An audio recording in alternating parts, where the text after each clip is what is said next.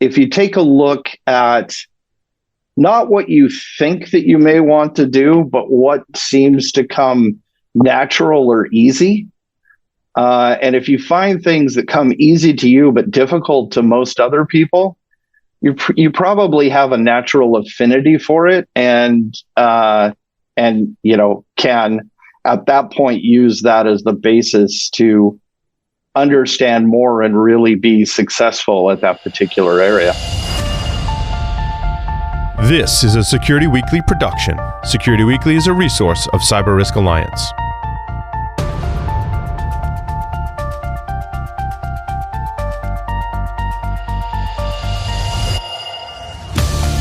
The Cybersecurity Collaborative is proud to present CISO Stories. Each week, CISO Stories takes a deep dive on security leadership with one of the contributors to my latest book, the best-selling CISO Compass: Navigating Cybersecurity Leadership Challenges with Insights from Pioneers, as well as other top CISOs and industry security leaders. The Cybersecurity Collaborative is a unique membership community enabling cybersecurity leaders to work together in a trusted environment. To learn more, visit securityweekly.com/CSC or visit cyberleadersunite.com.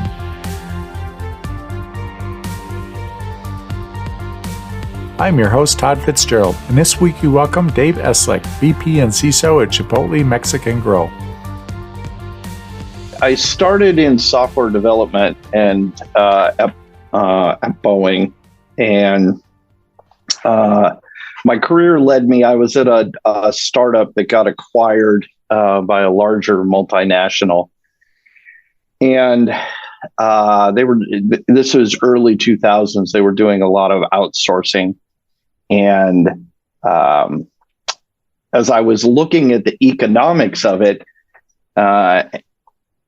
it appeared as though that I may not be able to finish my career in software development. Now, there's a whole bunch of reasons why it's not just a cost consideration, but at the time it was significantly cheaper. And I was reading the book Good to Great, where the author says, if you can't be number one or number two, it's something you should probably exit it as a business. And I kind of turned that back on myself and said, if I don't think that I can finish my career in software development, I was also doing infrastructure, managing infrastructure at the time.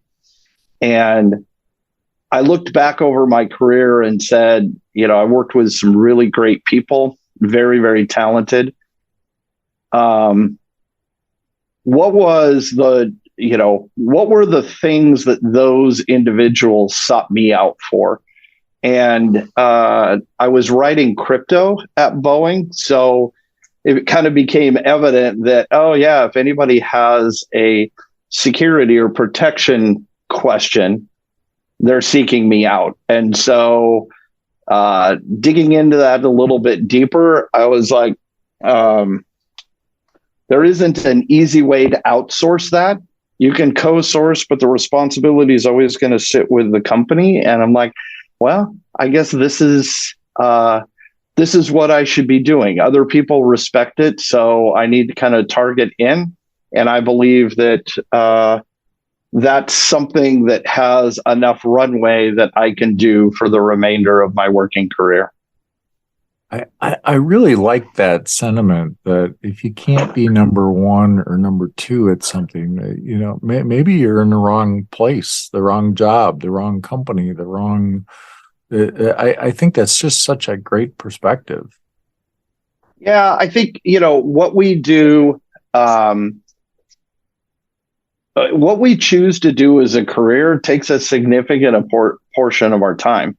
And so, if it's just a job, it's going to wear on you, and especially with our chosen career. So you kind of have to have a passion for it. And if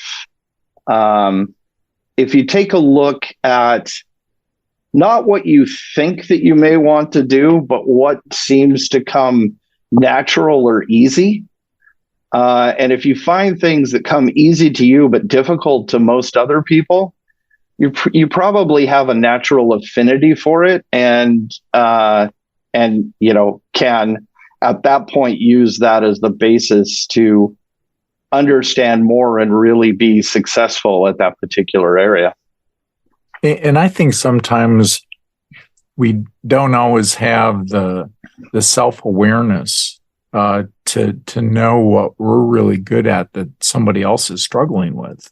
And things that may come easy to us, we just kind of take for granted. Do you find that a lot? Yeah, I think so. I mean, this is how I ended up getting a degree in computer science. I started in engineering, and the first 2 years of engineering are the same regardless. And then after your sophomore year, you specialize. And I went to school in Montana, and Montana has the Board of Regents has a rule that the university system will not support duplicate degrees in the state unless they can show that they satisfy a different niche or a different need commercially. So engineering, all the engineering disciplines sit in only one school in the university system. So I got done, and I was asked to choose, and my first 4 selections were all at different schools and would have forced me to move. And I was putting myself through college, and I'm like, I can't do that. I'm living on my own. I'm paying for school myself. I can't just pick up and move to another city and try to reestablish.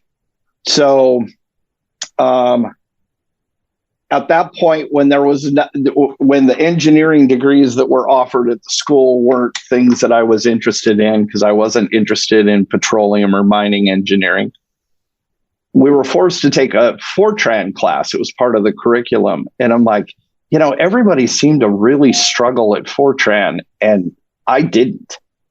It came easy. So they had a computer science degree, and I'm like, well, maybe I'll change majors. And thankfully I did.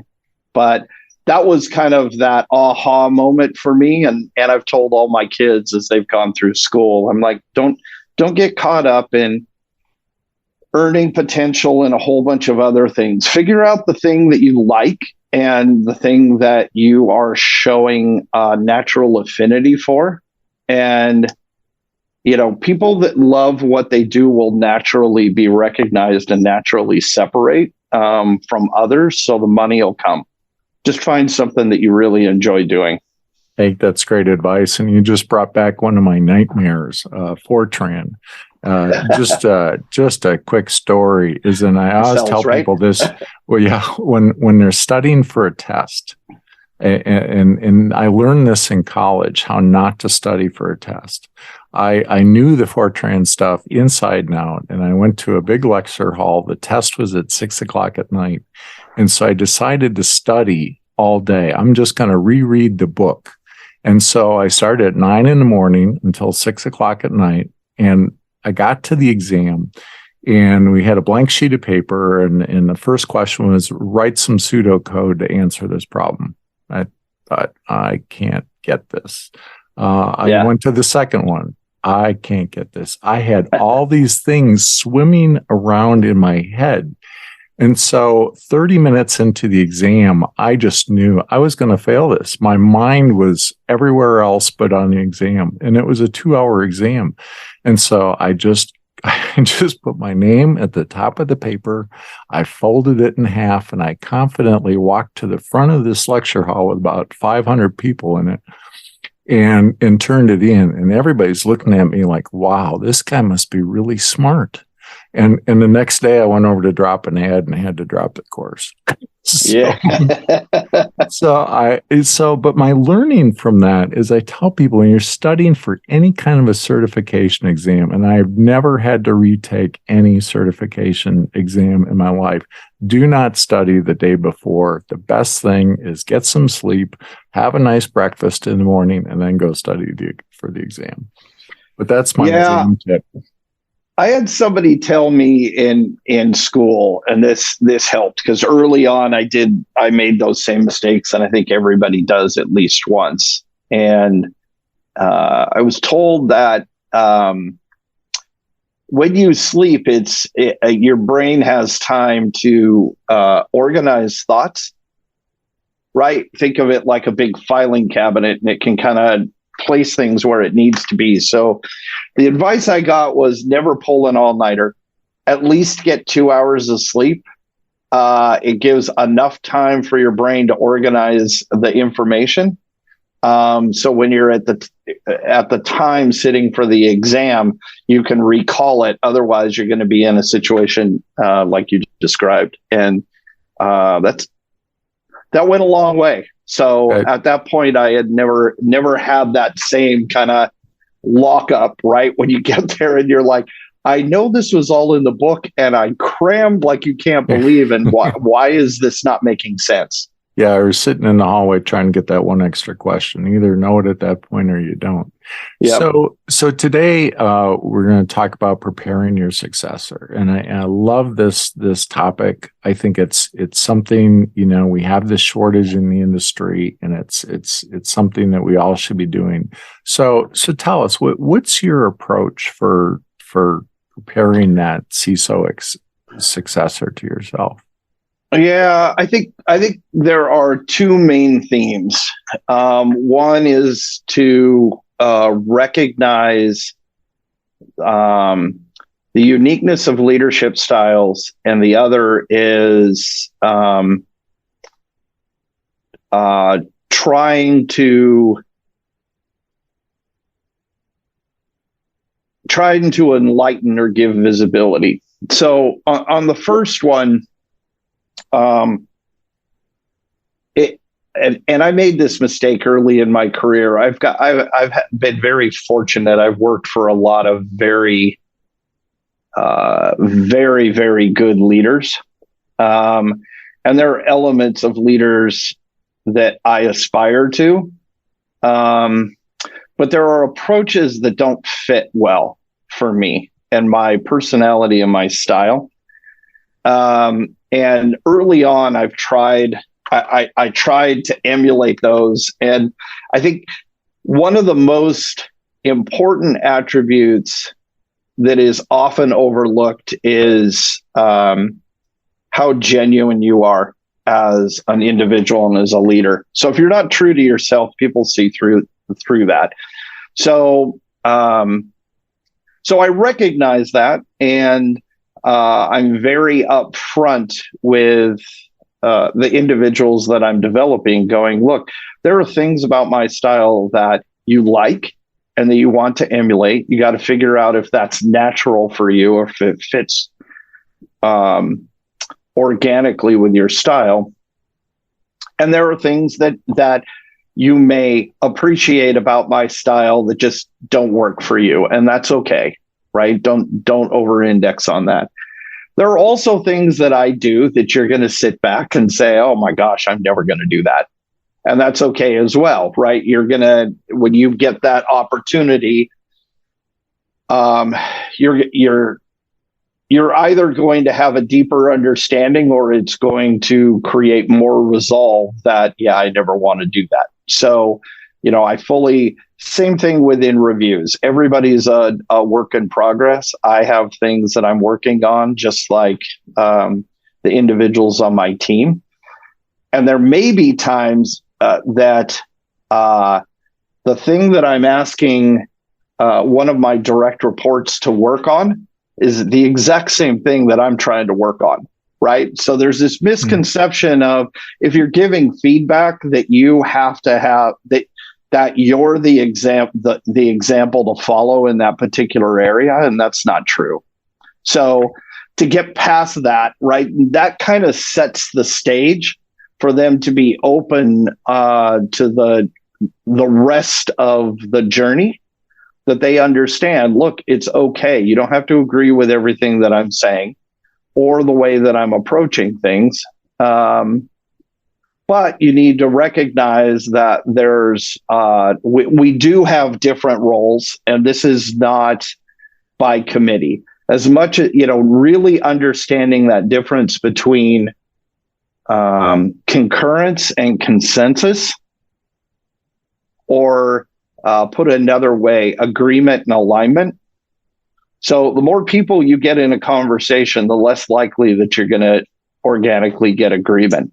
But when a decision is made, we're all expecting alignment. You may not agree, but you have to be able to align, because if not, this probably isn't the place for you.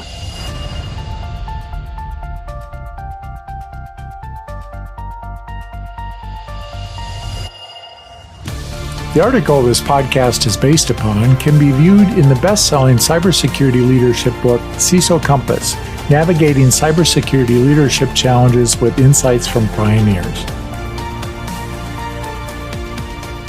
So it's an interesting thing you said about feedback. I went to some training years ago at the Center for Creative Leadership, and one of the things I remember from there is exactly that: is that when you give feedback to somebody, it's probably something you recognize in yourself that you're trying to work on as well. Yep. It's like, and I think being genuine with that's really good, really good thought. So. What are some of those leadership things that you do that you found that people do want to gravitate to, because you've obviously been a very successful CISO in the roles that you've had? Yeah, I mean, I think it depends on the individual, right? So I've been fortunate that individuals that have been part of my team have gone on to become CISOs at other organizations. And as I look at the individual, they're all very, very different. They range from type A personalities to more introverted. They have a very different style. Some are closer to mine. Some are further away. But they've all been successful in those roles. So I think why is that? How can they be so different? And what is it about those individuals do you think is the core that's making them successful? Well, I think one is giving them license right from the get-go in the early stages of the development to say, I'm not trying to change you as a person to become the leader. You don't have to do that, but you have to find the style that works for you. So we kind of work through that, like, creating those opportunities where, you're going to take point on this, and you're going to kind of build those muscles and figure out the style that works for you. The other is, and I think this is the part that doesn't happen enough, is actually taking them through some of those critical moments in a day in the life of a CISO. So as an example, at my last organization, my deputy, when I left, stepped into the role. And it was probably about 2.5 years before that, to varying degrees, he knew kind of the board materials, right? What the structure was, what the cadence of the conversations were throughout the year, right? So we had the board, I set up with the board that they would know kind of thematically how information would be presented annually at the different meetings. So they kind of knew what the theme was. They didn't know the specifics until we got in there. So did you take them with you to the board meetings, or did they? I did not. Did they shadow you, or how did that work? The very last one when we did do that. But prior to that, the board at that company was a little bit more closed.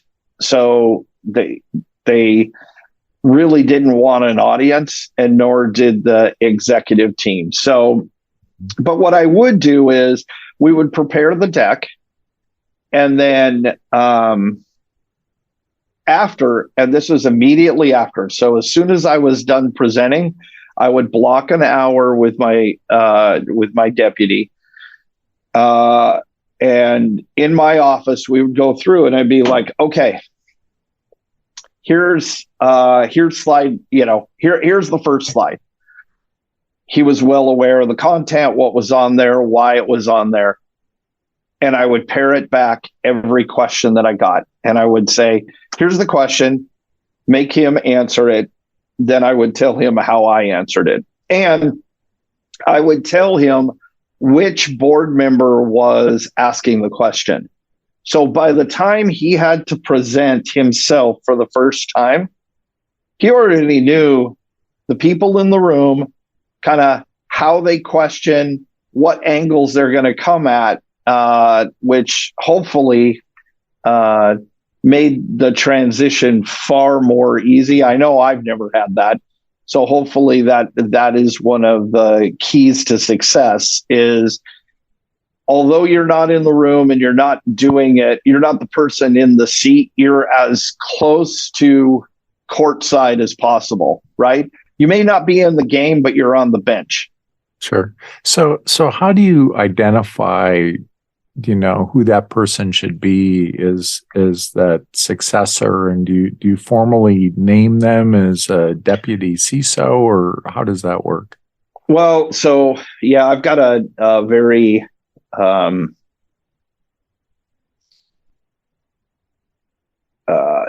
strong view about what deputy CISO is. So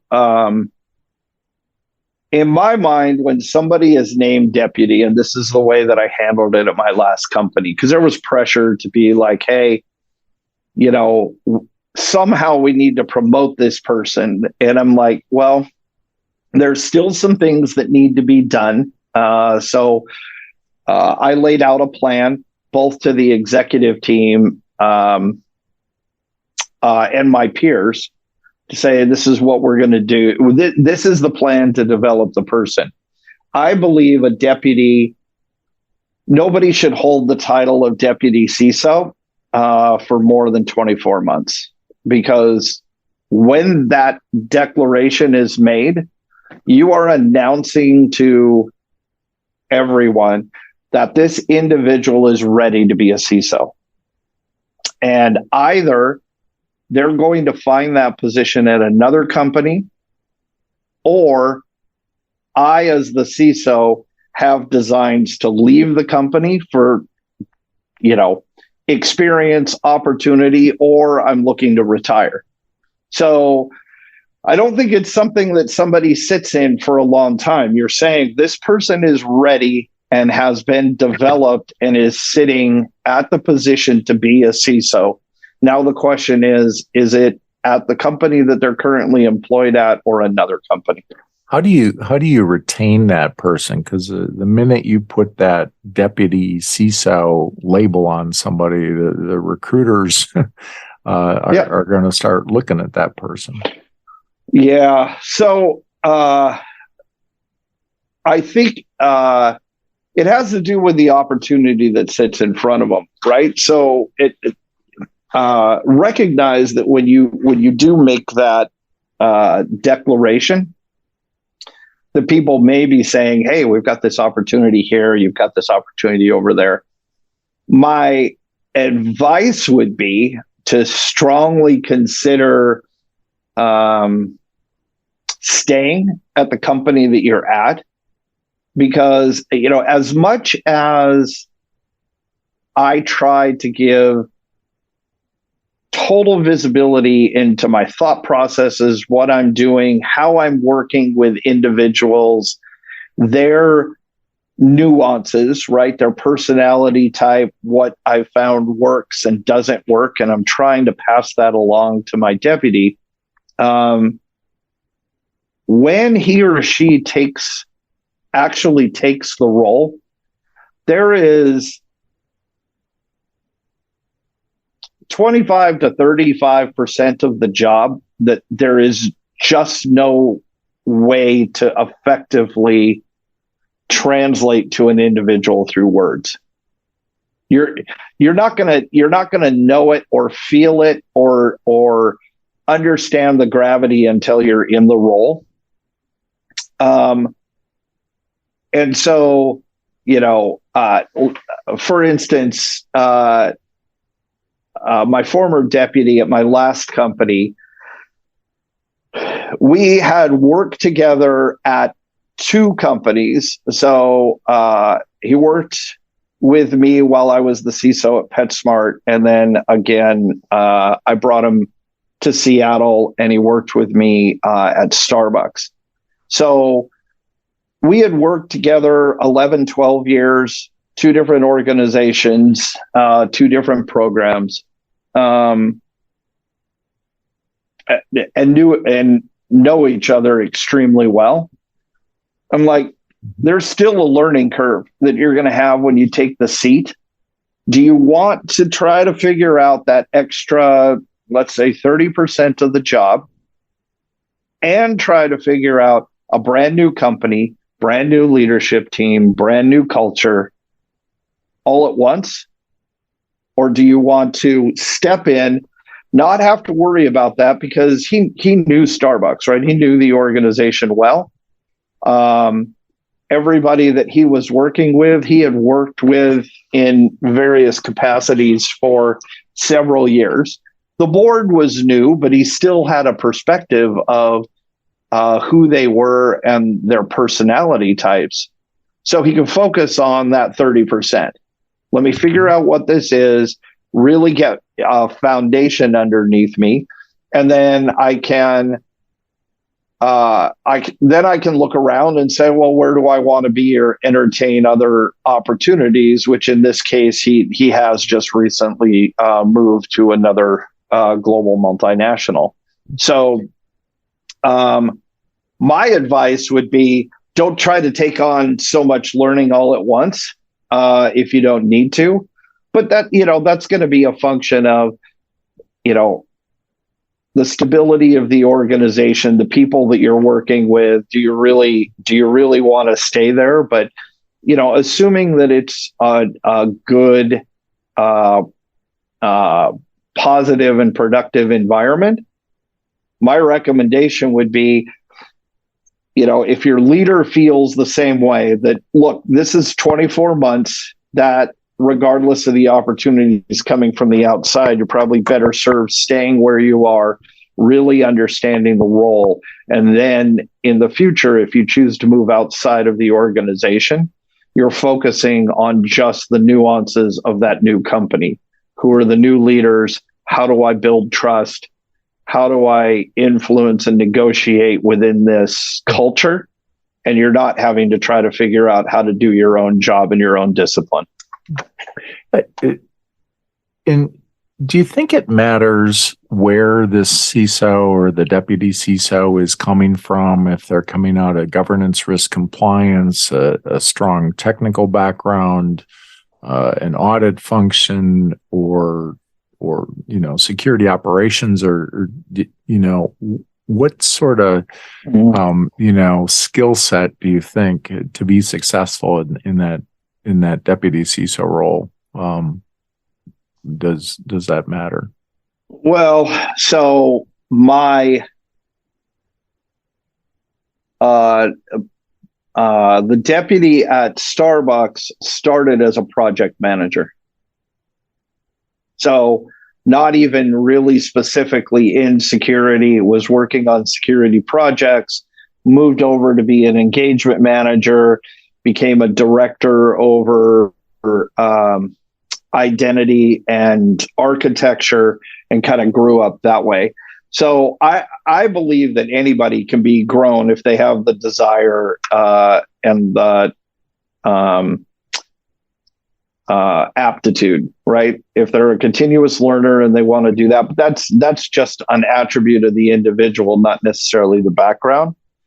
I think it depends on the role and what the company expects of a role. So I generally place programs into two categories. One I'll call consultative, which is typically the CISOs that you will see that report up through like legal counsel or operations, because they're generally policy and process. And then what I would, and the latter is what I've always focused on in building programs, which is service delivery. So I've always been part of tech because I need to be able to, those are the individuals that I need to influence to be able to stand up the services that I need within an organization. And the best way I've found to do that is not to just tell people what they need to do, but actually do alongside. And when people see, oh, you're delivering and running services just like we are, that serves as a bonding agent, right? Where now all of a sudden it's like, oh, okay, you're not just a function, a discretionary function telling people, hey, you should do this or you should do that you're working right alongside us. So you're actually, from that, you're actually picking up one of the oars and helping row the boat and be the That's caller. right. That's right. And so, I would say, I haven't seen a natural affinity one side or the other. As far as, well, is it okay to come up through GRC or does it have to be engineering? No, right? I think both will work, but I do believe under that model that you have to have, that leadership needs an element of technical acumen to be able to actually use the oar that's being put in their hands. I think that's great advice. And well, Dave, this has been fantastic. I know you're a very busy guy. Thanks for taking the time to talk with us today. Is there any final advice that you would give emerging CISOs, current CISOs, experienced CISOs as they're going down this journey and having successors in their organization? Yeah, I guess, I would say that this is a constant journey. And even though you may not have anybody in your organization that you feel is close, you should be starting to identify a set of individuals that you're going to start investing in. And hopefully out of that set, one person will kind of rise and be like, okay, I'm going to start developing, because we are close to a precipice when it comes to security leadership. Myself and many of the people that have done this for years are getting close to that point in their careers where they're not looking they're looking to do something else, right? What's next in their life, as opposed to a full-time job. So, and I think that's going to happen very rapidly in the coming years. And so I also believe that that's going to create a bit of a vacuum when it comes to security leadership.